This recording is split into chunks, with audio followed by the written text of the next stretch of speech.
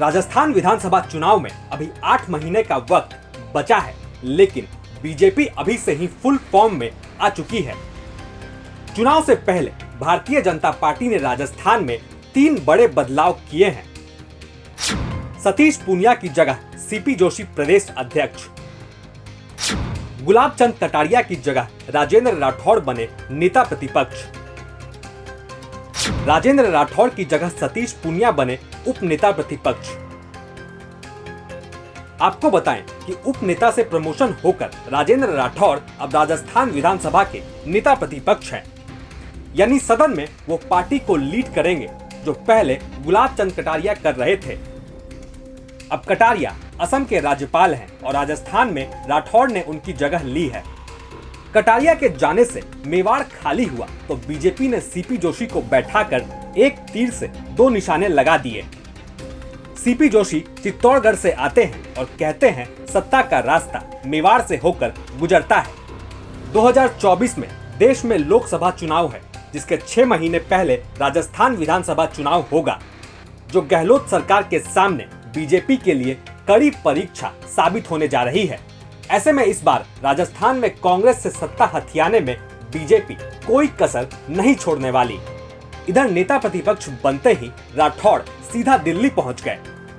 राष्ट्रीय अध्यक्ष जेपी नड्डा और पीएम मोदी से मिले। अब कयास लग रहे हैं चुनाव से पहले राजेंद्र राठौड़ को बड़ी जिम्मेदारी मिल सकती है। वसुंधरा जी का मैं धन्यवाद देना चाहूंगा। मेरे प्रस्ताव का अनुमोदन उन्होंने किया और मैं सारे विधायकों को भी धन्यवाद देना चाहूंगा।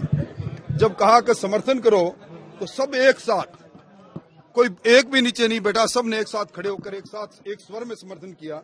ये हमारी एकजुटता का परिचायक है, ये हमारी समरसता का परिचायक है। इसी बात को लेकर हम आगे बढ़ेंगे। देखिए, आने वाला समय चुनाव का समय है। हम आचार संहिता से 6.5 महीने दूर हैं।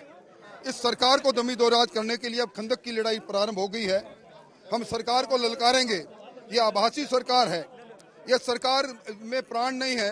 प्राणहीन सरकार को हम जमी दो राज करेंगे और इस काम को बेखूबी से करने के लिए अपने साथियों के साथ हम लगेंगे। मुंगेरी लाल के हसीन सपने हैं, देखने का अधिकार उनको है। मुख्यमंत्री जी जब जाते हैं तो कांग्रेस का सुपड़ा साफ करके ले जाते हैं। पिछली बार मिनी बस की सवारी छोड़ के गए थे, इस बार बोलेरो की सवारी छोड़कर जाएंगे। आपको बताएं कि राजेंद्र राठौड़ बेटे के साथ दिल्ली में पीएम मोदी से मिले।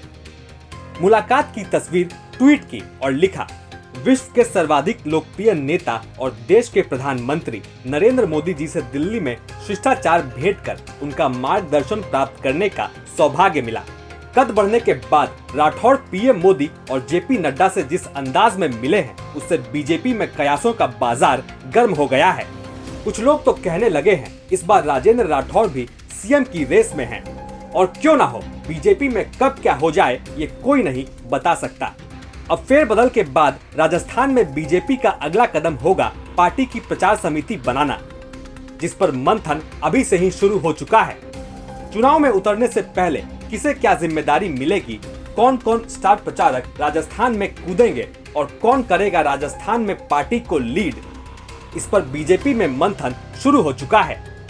राठौड़ का प्रमोशन हुआ और पूनिया का डिमोशन, सीपी जोशी प्रदेश अध्यक्ष बने और इन सब से दूर महारानी खामोश हैं।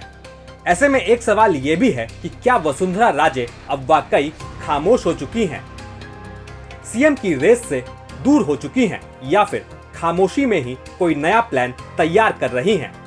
खैर, ये तो कुछ दिनों में पता चलेगा, लेकिन ये तय है कि चुनाव से पहले बीजेपी राजस्थान में बड़ा गेम करने वाली है और हो सकता है बीजेपी इस बार सीएम के लिए कोई नया चेहरा मैदान में उतार दे।